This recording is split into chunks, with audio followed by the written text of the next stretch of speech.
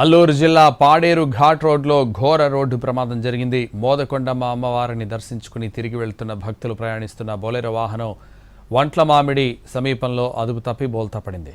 ఈ ఘటనలో రోలుగుంట మండలం గుర్రాలపాలెంకు చెందిన అప్పారావు అనే వ్యక్తి స్పాట్లోనే చనిపోయాడు.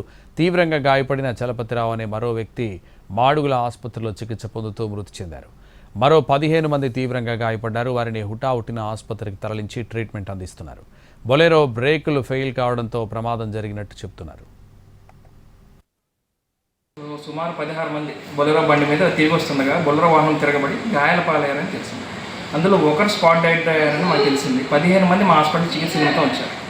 అందులో ఒకరు చికిత్స తీసుకుంటూ చనిపోయారు. సూర్యశెట్టి అప్పారావు గారు అండి, 50 సంవత్సరాల ఆయనకి చికిత్స తీసుకుంటూ మా హాస్పిటల్లో చనిపోయారు. ఒక 4 తీవ్ర గాయాలయ్యాయి, తలపైన దెబ్బ తగిలింది. వాళ్ళని ఫర్దర్ చికిత్స నిమిత్తం ఎన్టీఆర్ హాస్పిటల్ అనకాపల్లికి తరలించడం జరిగింది. 10 మంది పంపించామండి.